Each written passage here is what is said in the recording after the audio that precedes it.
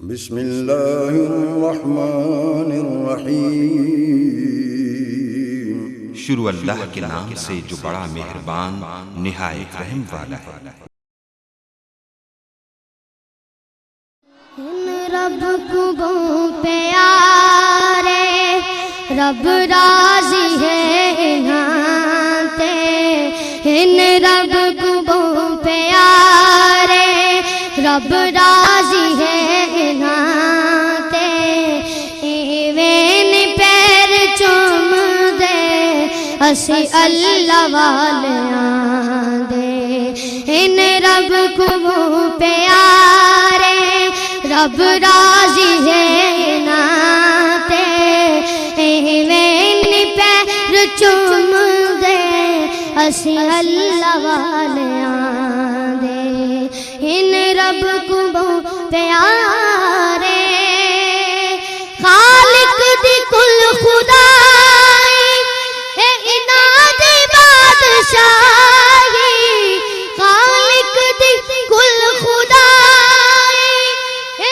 اناد بادشاہی، جو چاو دے کر دے اے دین دے سپاہی، جو چاو دے کر دے اے دین دے سپاہی۔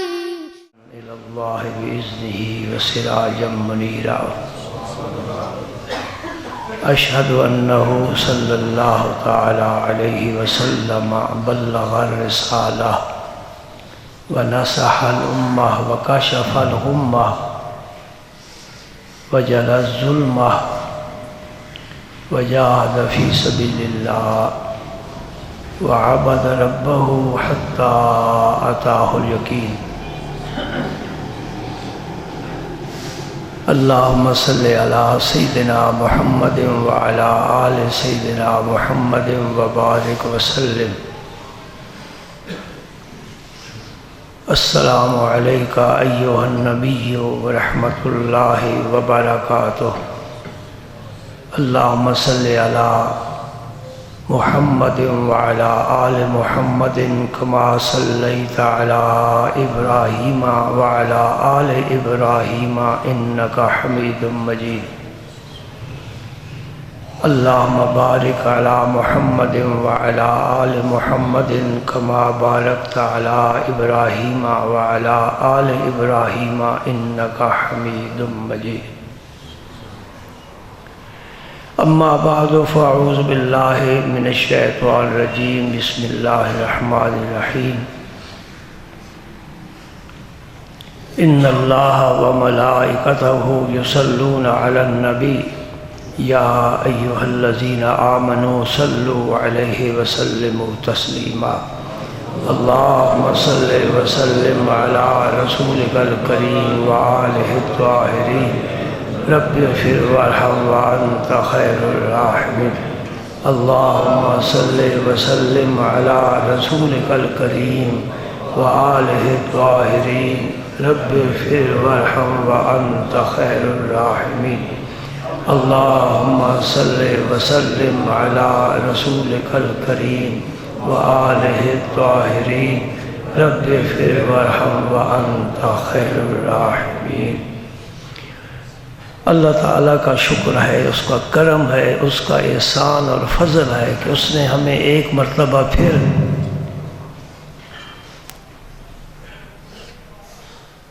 اپنے اور اپنے حبیب پاک کے ذکر مقدس کے لیے جمع ہونے کی توفیق عطا فرمائی۔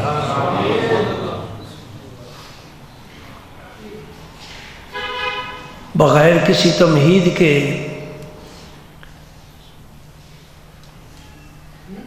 میں اپنی گفتگو احادیث طیبہ کی روشنی میں آپ تک پہنچانے کی سعادت حاصل کرنا چاہتا ہوں۔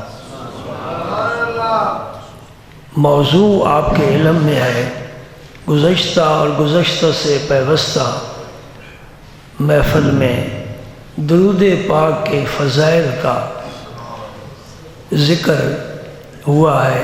آج بھی درود پاک کے متعلق ہی میں کچھ عرض کرنا چاہوں گا۔ یہ بھی آپ کو یاد ہوگا کہ میں نے عرض کیا تھا کہ امت پر حضور کے بہت سارے حقوق ہیں، اللہ کے بھی بندے پر حق ہے، اللہ کے رسول کے بھی حق ہے۔ ان حقوق میں سے ایک حق یہ ہے کہ امتی اپنے نبی پر درود پیش کرے۔ یہ مسئلہ بھی یاد رکھیں، اور بڑی مزے کی بات ہے، کسی امتی نے 1.25 لاکھ پیغمبر گزرے ہیں، اتنی امتیں بھی گزری ہیں، کسی امتی نے کسی نبی پر درود نہیں بھیجا۔ یہ اس امت کی خصوصیت کہہ لو، فضیلت کہہ لو۔ اس درود کا کیا مطلب ہے؟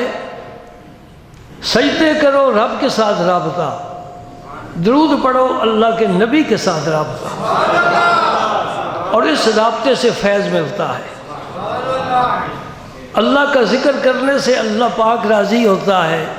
رسول پاک کی خدمت میں سلام پیش کریں، صلات پیش کریں۔ صلات الگ ہے، سلام الگ ہے، یہ بھی سمجھنے والی بات ہے۔ آج میں یہ بھی مسئلہ عرض کر دیتا ہوں، اللہم صلی علی محمد وعلی آل محمد، یہ تو ہے صلات، اور السلام علیک ایھا النبی، یہ سلام ہے۔ اور حضور نے جو حدیث پاک آتی ہے ترمذی شریف میں، فرما من احد یسلم علی الا رد اللہ علی روحی حتی ارد علیہ السلام۔ اس میں صلات کا ذکر نہیں، سلام کا ذکر ہے۔ ایک نیا وظیفہ، نئی راہ، روشن راہ، تابناک راہ، جس سے اکثر لوگ غافل ہیں، اور میں معذرت سے کہوں گا کہ علماء نے بھی اس طرح توجہ نہیں دلائی، اور آپ کے دو کان ہیں، نہیں سنا آپ نے، پہلی مرتبہ سن رہے ہو، اور اسے پلے باندھو، لوح قلم پر نقش کر لو اور اس پر عمل کرو۔ حضور نے کیا فرمایا؟ ما من احد یسلم علی، جو بھی مجھ پر سلام بھیجتا ہے اللہ تعالیٰ میری روح کو مجھ پر لوٹا دیتے ہیں، یہاں تک کہ میں اس کے سلام کا جواب دیتا ہوں۔ اس حدیث کی شرح میں بڑا کچھ لکھا ہے شارحین نے، خصوصاً شیخ عبدالحق محدث دہلوی نے بہت پیارا لکھا ہے۔ وہ فرماتے ہیں کہ روح کے لوٹانے کا کیا مطلب ہے، یہ سمجھو بات۔ روح لوٹائی جاتی، جسم سے روح کا نکلنا یہ بھی اذیت ہے، پھر روح کا آنا، پھر روح کا نکلنا، پھر روح کا آنا۔ سلام پیش کرنے والے تو ہر وقت سلام پیش کرتے رہیں گے تو روح نکلتی رہے گی اور آتی رہے گی، اور اس طرح نبی پاک کے لیے تو بڑی تکلیف کا باعث ہے۔ بات میری سمجھ گئے؟ میں کم کو نہیں سمجھا سکتا، لیکن آپ ماشاءاللہ گجرات کے رہنے والے، جسم سے روح کا نکلنا پھر ہی لوٹایا جانا، تو سلام جس نے پیش کی اس کا جواب دے دیا، تو حضور کے لیے تو بڑی تکلیف کی بات ہے۔ اس لیے شیخ عبدالحق محدث دہلوی فرماتے ہیں یہ حضور نے اشارہ فرمایا ہے کہ میں ہر وقت زندہ ہوں، نہ روح نکلتی ہے نہ روح آتی ہے، ہر وقت زندہ ہوں، اور جو بھی سلام پیش کرے گا میں اس کا جواب دوں گا۔ یہ نہیں فرمایا کہ میرے روضے پر آئے پھر سلام پیش کرے، جس جگہ چاہے بیٹھ کر سلام پیرے، پہاڑوں میں، غاروں میں، فضاؤں میں، ہواؤں میں، جس دنیا کے خطے پر، کونے میں مجھ پر سلام پیش کرے گا میں اسی وقت جواب دوں گا۔ بات سمجھ آ گئی؟ یہ ترمذی کی حدیث ہے، اور امام ترمذی امام بخاری کے شاگرد ہے۔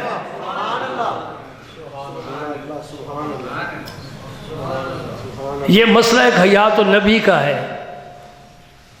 میں بڑے مختصر لفظوں میں یہ الجھی گتھی بھی سلجھا دیتا ہوں۔ سرکار کے جسم اقدس سے روح اسرائیل نے قبض فرمائی، اور حضور کی اجازت سے اسرائیل آئے، باہر کھڑے ہو گئے، اجازت مانگی۔ تفصیل بیان کروں گا تو پھر موضوع سے ہٹ جاؤں گا، لیکن مسئلہ بڑا عام ہے۔ ہمارے گجرات میں مرکز ہے کس بات کا؟ کہ نبی پاک زندہ نہیں ہے، ہمارے گجرات میں یہ مرکز ہے اس بات کا۔ الحمدللہ ہمارا یہ عقیدہ نہیں ہے۔ تو زندہ ہے واللہ، تو زندہ ہے واللہ، میرے چشم عالم سے چھپ جانے والے۔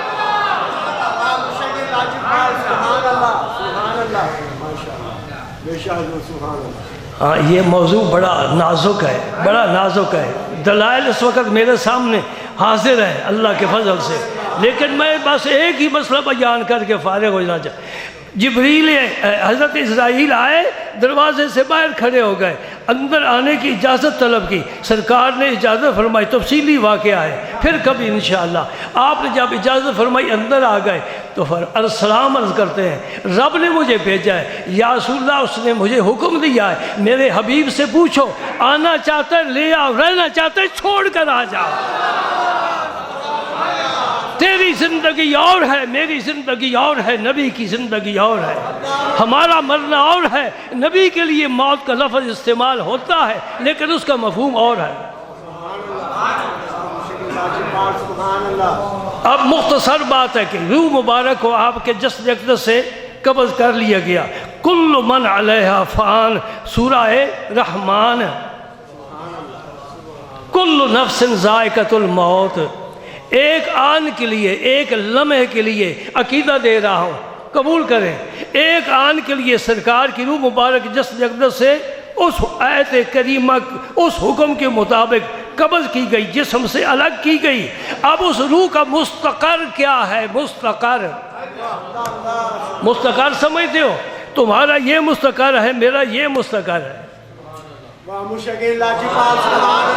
اب اس روح کے رہنے کی کوئی جگہ ہونی چاہیے، اور یہ بھی وعدہ ہے وَلَلْآخِرَةُ خَيْرٌ لَكَ مِنَ الْأُولَىٰ، اے میرے نبی آنے والی ساعت پہلی سے بہتر ہوگی۔ جسم اعلیٰ ہے، اعلیٰ جسم سے روح نکالی ہے، جسم سے اعلیٰ جگہ ہو وہاں روح ٹھہرائی جائے گی۔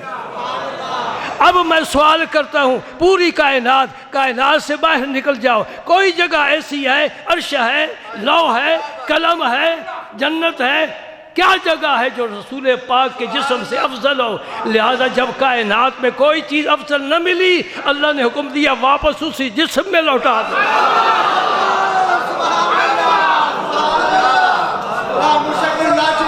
الحمدللہ، الحمدللہ۔ ہم اس نبی کا کلمہ نہیں پڑھتے جو مر چکا ہے، ہمارا رب بھی زندہ ہے، مصطفیٰ بھی زندہ ہے۔ اس لیے کلمہ کا معنی لا الہ الا اللہ کیا ہے؟ وہی محمد الرسول کا معنی ہے۔ اللہ بھی ہے اور محمد اللہ کے رسول بھی۔ مسئلہ تو آپ نے حل کر دیا۔ میں اگر کہوں صدر ایوب ہے، اس وقت ملک کا صدر، تم کہو گے یہ تو نہیں تھا۔ ضیاء الحق صدر ہے، کہیں تھا۔ جو گزر گئے وہ تھا بن گئے، جو موجود ہے رہے گا وہ ہے۔ اللہ اکبر، اللہ اکبر۔ اچھا مسئلہ دوسرا سمجھو، کیا فرمایا؟ جو بھی سلام پیش کرے گا آج کے بعد اللہم صلی علی محمد کے ساتھ ایک اور بھی تسبیح آپ نے پڑھنی ہے۔ انشاءاللہ بڑے سینے روشن ہو جائیں گے، جن میں اندھیرا چھایا ہوا ہے روشنی آ جائے گی۔ نماز میں کیا پڑھتے ہو؟ سلام پیش کرتے ہو کہ نہیں نماز میں؟ جی کیا پڑھتے ہو؟ السلام علیکہ ایھا النبی ورحمۃ اللہ وبرکاتہ، پڑھتے ہو نا نماز میں؟ نماز میں جائز ہے، نماز ہو جاتی ہے تو پھر نماز کے علاوہ بھی 100 دفعہ پڑھا کرو السلام علیکہ ایھا النبی ورحمۃ اللہ وبرکاتہ۔ یہ میں آپ کو یہ تحفہ دینا چاہتا ہوں، یہ آپ کے گھر میں نہیں ہے۔ ایک قیمتی چیز گھر لے جاؤ، گھر والوں کو سمجھاؤ کہ تسبیح لے کر بیٹھو اور کم از کم صبح و شام 100 دفعہ السلام علیکہ ایھا النبی ورحمۃ اللہ وبرکاتہ، یہ بھی وظیفہ پڑھو۔ صلاۃ الگ ہے، سلام الگ ہے، اور ہمیں صلاۃ بھی اور سلام بھی بھیجنے کا حکم ہے کہ صلاۃ بھی نبی پر بھیجو، سلام بھی بھیجو۔ اللہم صلی علی محمد وعلی آل محمد یہ صلاۃ ہے، اور السلام علیکہ ایھا النبی یہ سلام ہے، اور ہے بھی نماز والا۔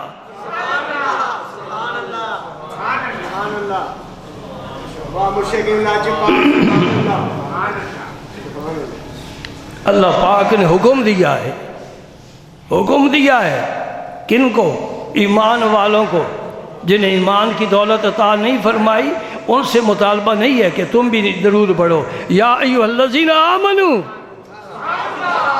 ایمان والوں، ایسا انداز ہے، محبت والا انداز ہے، محبت والا انداز ہے۔ ایمان والوں تم بھی صلاۃ و سلام پیش کرو میری نبی کی جناب میں۔ سبحان اللہ، سبحان اللہ۔ سنیے حدیث پاک، نبی پاک نے کیا فرمایا؟ لا تجعلوا بیوتکم قبورا، اپنے گھروں کو قبریں نہ بناؤ۔ کیا مطلب؟ قبرستان میں کوئی جا کر نماز نہیں پڑھتا۔ تمہارے گھر بھی ایسے بے رونق نہ ہو جائے کہ کوئی مصلی ہی نہیں بچھا ہوا، کسی کا وضو ہی نہیں، کوئی سجدہ ہی نہیں کرنے والا۔ کتنے لوگ ہیں پریشانیوں میں مبتلا۔ جب بھی کوئی ایسا آتا ہے میں یہی عرض کرتا ہوں، اللہ کا ذکر گھر میں کرو، برکت ہوگی۔ نمازیں پڑھو، قرآن پاک کی تلاوت کرو، درود پاک پڑھو، انشاءاللہ برکت ہوگی، ساری مشکلیں آسان ہوں گی۔ اللہ کا جہاں ذکر ہوتا ہے رحمت برستی ہے۔ فرمایا لا تجعلوا بیوتکم قبورا، اپنے گھروں کو قبر نہ بناؤ، قبرستان نہ بناؤ، ایک معنی۔ دوسرا معنی یہ کہ کوئی فوت ہو جائے تو گھر میں دفن نہ کرو، قبرستان میں لے جاؤ، دوسرا معنی۔ اور پھر کیا فرمایا؟ وَلَا تَجْعَلُوا قَبْرِي عِيدًا، میری قبر انور کو سرکار فرما رہے ہیں میرے قبر انور کو عید نہ بنانا۔ کیا مطلب؟ جس طرح قبروں پر میلے لگتے ہیں، الحمدللہ الحمدللہ ہم مزارات کا احترام کرتے ہیں، اور جو غلط رسمیں ہیں اور بدعتیں ہیں ان کی نفی کرتے ہیں۔ سمجھو، یہ ڈھول تماشے، یہ گانے بجانے اور ناچ اور مرد و عورتوں کا اختلاط، جی، اور سال کے بعد وہاں پتہ نہیں کیا کچھ ہوتا ہے، یہ شرعاً قطعاً ناجائز ہے، قطعاً ناجائز ہے۔ قبر پر اس طرح جاؤ جس طرح رسول پاک شہدائے احد کے مزارات پر تشریف لے جاتے تھے، اس طرح جاؤ جس طرح جنت البقیع میں حضور تشریف لے جاتے تھے، جس طرح صحابہ حضور کی قبر انور پر حاضری دیا کرتے تھے، جس طرح آج بھی تم مدینہ پاک حاضری دیتے ہو یا شہدائے احد کے مزارات پر جاتے ہو، بالکل اسی طرح مزار پر جاؤ، السلام علیکم جس طرح حکم ہے وہ کہو، اور جو کچھ پڑھنا ہے پڑھ کر ایصال ثواب کرو، اور دعا مانگو اللہ پاک سے۔ دعا اللہ کے علاوہ کسی کے لیے جائز نہیں۔ کیوں؟ حضور نے فرمایا الدعاء هو العبادہ، دعا عبادت ہے، اور عبادت اللہ کے لیے خاص ہے، کوئی بندہ اس میں شریک نہیں ہو سکتا۔ حضور نے فرمایا میری قبر کو عید نہ بنانا۔ شارحین نے دوسرا معنی کیا ہے، عید آتی ہے سال کے بعد، فرمایا ایسا نہ کرنا، میری مزار پر سال کے بعد آنا، اکثر آیا کرنا۔ سمجھ گئے مسئلہ؟ دو معنی کیے شارحین حدیث نے۔ اس لیے مدینہ پاک ہمیشہ ہجوم رہتا ہے عاشقوں کا، جہاز جا رہے ہیں، کچھ آ رہے ہیں، کچھ جا رہے ہیں، اور کبھی مسجد نبی خالی نہیں ہوئی اس لیے کہ نبی پاک نے سجدہ فرما کر قیامت تک اس جگہ کو آباد فرما دیا۔ کیا فرمایا؟ وَصَلُّوا عَلَيَّ، حضور نے بھی فرمایا درود پڑھو، درود پڑھو۔ فَإِنَّ صَلَاتُكُمْ تَبْلُغُنِي حَيْثَ كُنتُمْ، تم جہاں بھی ہوگے تمہارا درود مجھے پہنچے گا۔ یہ مسئلہ گزشتہ جمعہ میں بڑی تفصیل سے بیان کر چکا ہوں۔ ابو طلحہ فرماتے ہیں کہ ایک دن نبی کریم صلی اللہ علیہ وسلم تشریف لائے مجلس شریف میں، اور آپ بڑے خوش تھے، بہت خوش تھے، چہرہ مبارک سے مسرت کے آثار ظاہر ہو رہے تھے۔ تو آپ نے فرمایا میرے پاس جبریل امین آئے ہیں، سدرہ نشین، کہاں ہے سدرہ؟ اللہ اللہ اللہ، میرے پاس جبریل امین آئے ہیں، انہوں نے کہا ان ربک یقول، یا رسول اللہ آپ کا رب فرماتا ہے اما یردیک، کیا پیارے تو اس بات سے راضی نہیں ہے؟ اللہ اپنے حبیب کو راضی کر رہا ہے، خوش کر رہا ہے، خوشخبری سنا رہا ہے، اللہ یصلی علیک احد من امتک الا صلیت علیہ عشرا، جو بھی تمہارا امتی صلاۃ پیش کرے گا میں اس تیرے امتی پر 10 مرتبہ رحمت نازل کروں گا۔ صلاۃ آپ کی خدمت میں پیش کر رہا ہے تو اللہ تعالیٰ فرماتے اس کا بدلہ میں دوں گا، میں اس پر 10 مرتبہ رحمت نازل۔ ولا یسلم علیک، اے دیکھ رہا صلاۃ علیہ سلام علیہ، ولا یسلم علیک احد من امتک الا سلمت علیہ عشرا، جو بھی سلام آپ پر 1 مرتبہ پیش کرے گا میں اس پر 10 مرتبہ سلام بھیجوں گا۔ درود پڑھنے والے کا دونوں رابطہ، تم درود پڑھو، سلام پیش کرو، اللہ تعالیٰ کی رحمت و برکت الگ نازل ہوں گی اور نبی پاک تیرے سلام کا جواب الگ عطا فرمائیں گے۔ سبحان اللہ، سبحان اللہ۔ حضرت عمر فاروق رضی اللہ تعالیٰ عنہ فرماتے ہیں، ان کی حدیث ترمذی شریف میں موجود ہے کہ دعا جو ہے نا انسان کی دعا مانگتا ہے یہ آسمان اور زمین کے درمیان موقوف رہتی ہے، یعنی معلق رہتی ہے، اوپر نہیں جاتی، نیچے سے چڑھ گئی نا۔ الکلم الطیب یصعد الیہ، آدمی کی زبان سے جو طیب، عمدہ، اچھا، نفیس، عمدہ جملہ، فکرہ، بات نکلتی ہے وہ اوپر جاتی ہے، اور اگر عمل بھی اچھا کرے والعمل الصالح یرفعہ، عمل پھر اس کو اور اٹھا کر اوپر لے جاتا ہے۔ تو آپ نے فرمایا کہ آدمی جو دعا مانگتا ہے یہ زمین و آسمان کے درمیان موقوف رہتی ہے، معلق رہتی ہے، اوپر نہیں جاتی۔ حتیٰ یصلی علی نبی، ہاں جب درود پڑھے گا تو پھر دعا اوپر چلی جائے۔ اس لیے حکم ہے کہ دعا مانگنے سے پہلے بھی درود پاک پڑھو، دعا کے درمیان بھی درود شریف پڑھو، اور دعا کے بعد بھی درود شریف پڑھو۔ دعا 1 مانگو اور درود 3 دفعہ پڑھو۔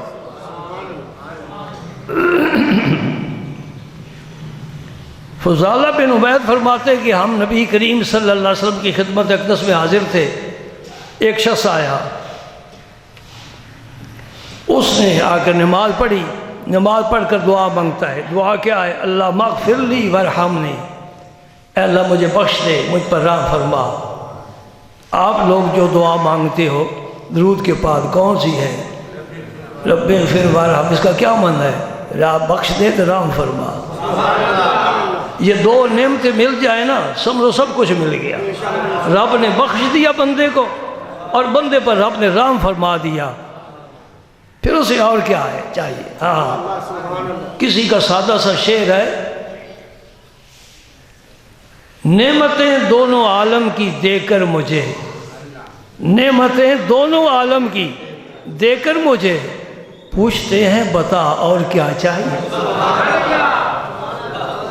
سبحان اللہ، یہ اس کریم کا کام ہے، کرم فرما رہے اپنی مخلوق پر، رات دن صبح شام ہر لمحہ اپنی مخلوق پر رحم فرما رہا ہے۔ یہ الگ بات ہے کہ مخلوق اپنے اس محسن سے، کریم سے، خالق و مالک سے، رازق سے غافل ہے۔ اگر بندہ بھی ذاکر بن جائے، اللہ بندے کا ذکر کرے، بندہ رب کا ذکر کرے، کیسی پیار کی فضا پیدا ہو جائے۔ سبحان اللہ۔ رسول پاک صلی اللہ علیہ وسلم نے فرمایا، حضور نے دعا سنی، فرمایا اے نمازی تو نے جلدی کی ہے، فوراً سوال پیش کر دیا ہے، تمہید ہوتی ہے۔ اللہ مغفر لی وارحمنی یہ دعا ہے، لیکن اس دعا کا کوئی ادب آداب بھی تو ہوتے ہیں نا۔ سبحان اللہ۔ فرمایا جب تو نماز سے فارغ ہو جائے نا تو بیٹھ جا، نماز پڑھنے کے بعد یوں ہی اٹھ کر چلا نہ جا، اکثر عادت ہے اور دعا نہیں مانگتے۔ کیوں؟ تو اللہ کا محتاج نہیں ہے، تجھے رب سے کچھ نہیں چاہیے۔ بعض لوگوں کا ایک بیماری لگ جاتی ہے، یہ ثابت نہیں ہے، ثابت نہیں ہے۔ اللہ کے بندے، رب نے جب حکم دے دیا ہے ادعونی استجب لکم، مجھ سے دعا کرو میں دعا قبول کروں گا، قرآن ہے، پھر ثبوت کیا چاہیے؟ میں بڑا حیران ہوتا ہوں، ہر جگہ ثبوت چاہیے، ثبوت چاہیے، ثبوت چاہیے۔ کوئی آدمی اپنے باپ کا ثبوت نہیں پیش کر سکتا۔ یہی کہے نا، اماں سے سنا ہے، ابا سے سنا ہے میں تیرا باپ ہوں، اماں سے سنا ہے تیرا باپ ہے، پڑوسی نے بتایا، خالہ نے بتایا، پھوپھی نے بتایا ہے۔ ارے یہ شاہد بڑے ہیں کہ اللہ کے ولی زیادہ شاہد بڑے ہیں۔ کوئی ایسا ولی نہیں جس نے سجدہ کیا ہو پھر ہاتھ نہ پھیلائے ہو، دامن پھیلاتے ہیں، اللہ ہم تیرے محتاج ہیں۔ اور میں تو تین دفعہ دعائیں مانگتا ہوں، یا اللہ میں اور محتاج ہوں، اور محتاج ہوں، اور محتاج ہوں، عطا کر، عطا کر، عطا کر۔ اور میرا رب خدا کی قسم کھا کر کہتا ہوں، میرے رسول پاک نے فرمایا ان اللہ حیی کریم، میرا اللہ حیا والا ہے اور کریم ہے۔ بندہ جب ہاتھ اٹھاتا ہے اور سوال کرتا ہے، رب اپنے بندے کے ہاتھ خالی واپس نہیں کرتا، وہ حیا والا ہے، کریم ہے۔ حضور نے فرمایا جب نماز پڑھے نا، نماز پڑھ، اور یاد رکھو علامہ نووی نے کتاب الاذکار ایک کتاب انہوں نے لکھی ہے، یہ بڑے عالم ہیں، مسلم کے شارح ہیں، انہوں نے لکھا ہے کہ جو مقامات قبولیت کے ہیں، دعا کی قبولیت کے، ان میں سے ایک مقام فرض نماز کے بعد ہے۔ لہذا جو نماز پڑھ کر یوں ہی اٹھ کر چلے جاتے ہیں اور کہتے ہیں جی ثابت نہیں ہے، ثابت کیوں نہیں؟ فرض نماز کے بعد دعا کی قبولیت ہے۔ ہمارے تمام بزرگوں کا معمول رہا ہے کہ نماز کے بعد، فرض کے بعد وہ دعا مانگتے ہیں۔ اگر کوئی اللہ سے بے نیاز ہے تو ٹھیک ہے، نہ مانگے، اور جو سمجھتے کہ میں اللہ کا محتاج ہوں، میں نے اور پھر اللہ مانگنے والے سے راضی ہوتا ہے، اور جو رب سے مانگے نہیں، دعا نہ کرے، کہتا ہے یہ بے نیاز ہے۔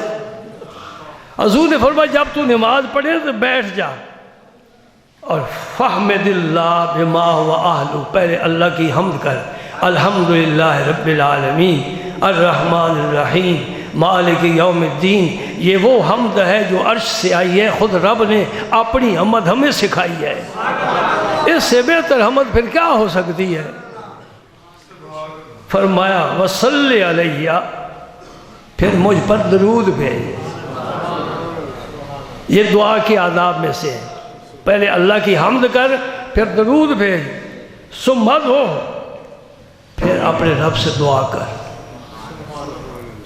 یہ فضالہ جو اس حدیث کے راوی ہیں نا، یہ فرماتے ہیں تھوڑی دیر گزری نا تو ایک اور آدمی آیا، ثم صلی رجل آخر بعد ذالک، ایک اور آدمی آیا، اس نے نماز پڑھی، نماز پڑھنے کو فحمد اللہ، سب سے پہلے اللہ کی حمد بیان کی۔ اللہ پاک اپنے نبی کی مدد فرما رہا ہے، جو نبی نے مسئلہ سمجھایا ہے وہ اللہ پاک کر کے دکھا رہا ہے۔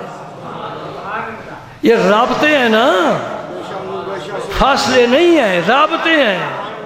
کلمہ شریف پڑھتے ہو نا، رابطہ تمہیں نظر نہیں آتا؟ جہاں اللہ کا اسم ختم ہوتا ہے ساتھ ہی محمد پاک کا اسم شروع ہوتا ہے۔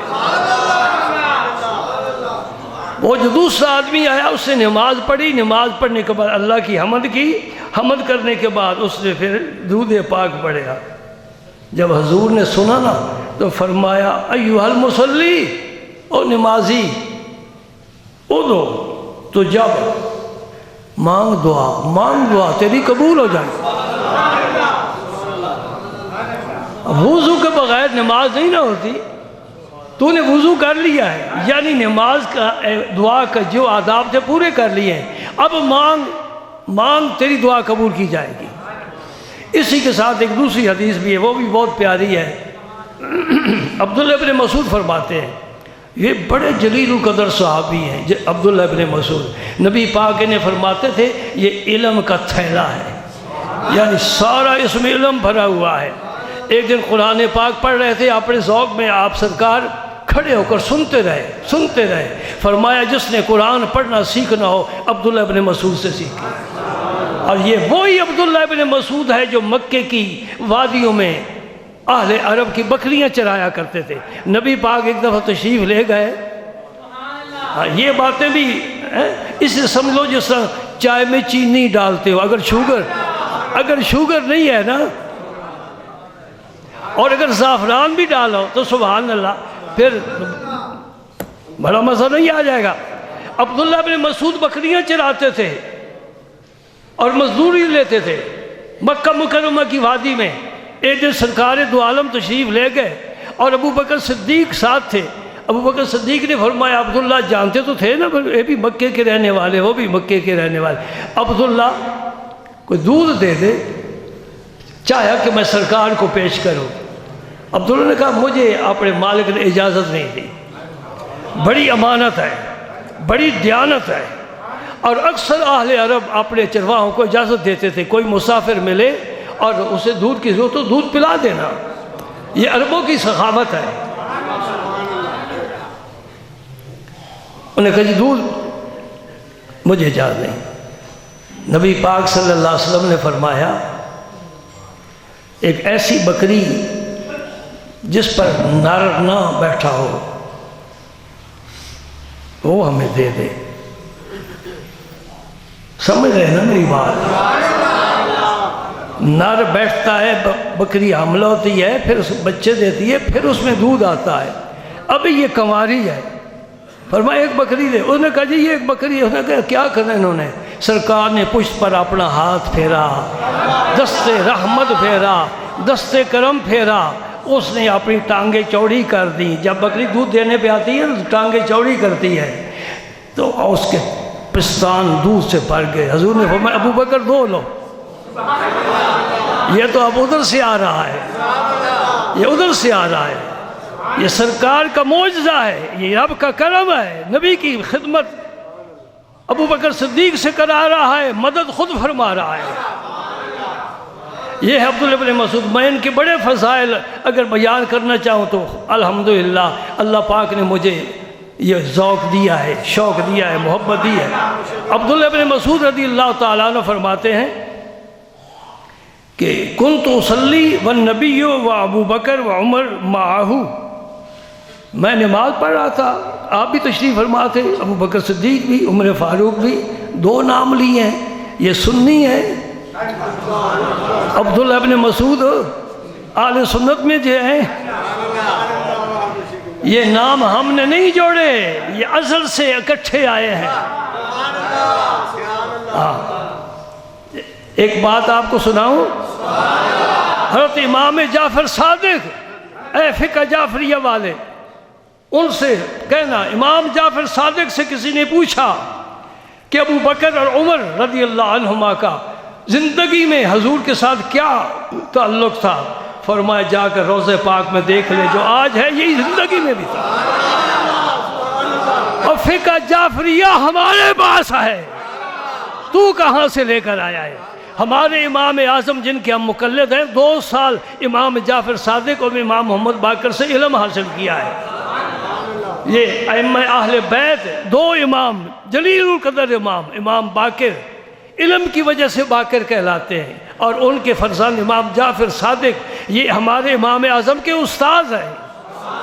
اور اصل فقہ جعفریہ امام جعفر سے امام اعظم کے پاس آئی ہے۔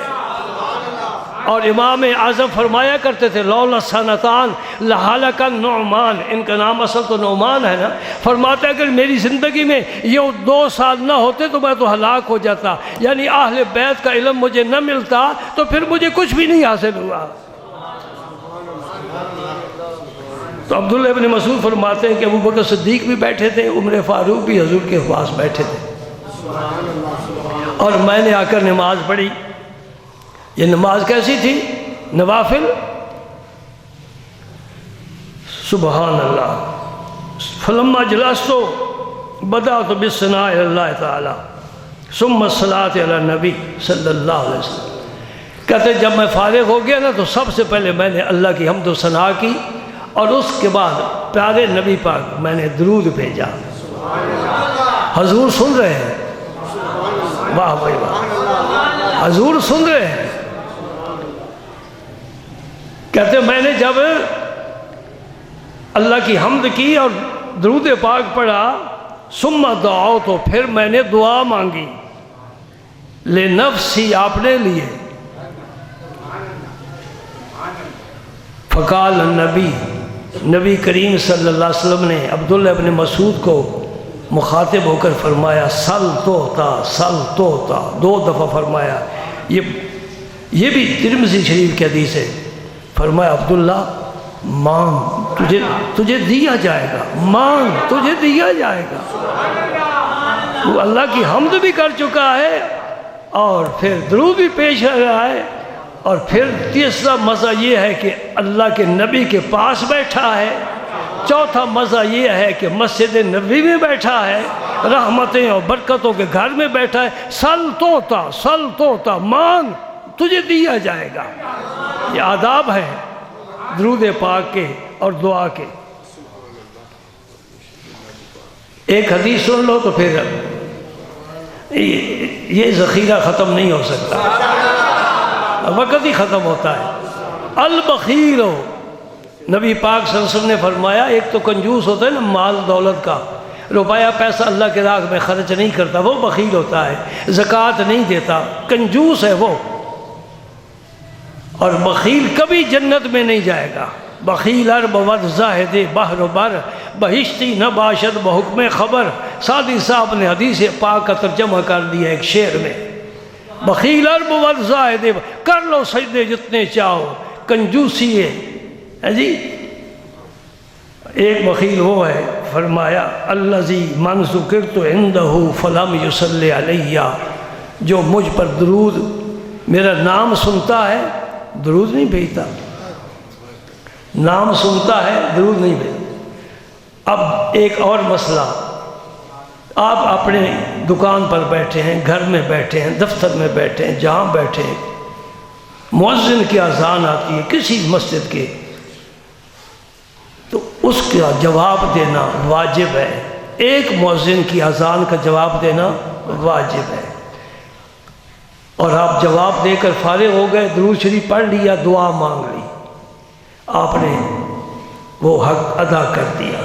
اس کے بعد پھر کسی اور مؤذن کی آواز آتی ہے اور وہ سرکار کا اسم مبارک آپ کے کانوں میں پہنچتا ہے، تو درود پاک ضرور پڑھیں۔ زیادہ تر لوگ پڑھتے ہیں صلی اللہ علیہ وسلم، میں اس کی بھی تھوڑی اصلاح کرنا چاہتا ہوں۔ نبی پاک نے کوئی ایسا درود تعلیم نہیں فرمایا جس میں حضور نے اپنی آل کو شامل نہ فرمایا۔ صلی اللہ علیہ وسلم مختصر ترین درود ہے، لیکن اس میں آل کا ذکر نہیں ہے۔ آج سے اصلاح کر لو، صلی اللہ علیہ وآلہ وسلم، اب درود مکمل ہوا ہے۔ لیکن پھر میں کہنا چاہوں گا کہ افضل درود وہ ہے جو اللہم سے شروع ہوتا ہے، کیونکہ یہ دعا ہے اور دعا اللہ کی جناب میں پیش کی جاتی ہے۔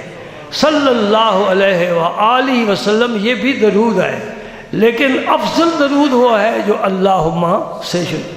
ایک دو تین چھوٹے چھوٹے اور فقہی مسئلے، اجازت ہے نا؟ اللہ تعالیٰ تمہیں ذوق شوق میں تو آئے برکت عطا فرمائے، مزید دین میں دنیا میں اللہ تعالیٰ تمہاری مدد فرمائے۔ سرکار کا کوئی آدمی اسم مبارک لکھتا ہے تو اس کے اوپر چھوٹا سا سواد بنا دیتا ہے، یہ حرام ہے۔ کچھ سلام لکھ دیتے ہیں، سواد لام عین میم، یہ صلی اللہ علیہ وسلم کا مخفف ہے، یہ بھی ناجائز ہے۔ نام مبارک لکھے تو پورا درود پاک لکھے، اس کا فائدہ کیا ہوگا؟ میں نے حدیث پاک پڑھی ہے، جب تک وہ درود پاک لکھا رہے گا فرشتے اس پر سلام بھیجتے رہیں گے۔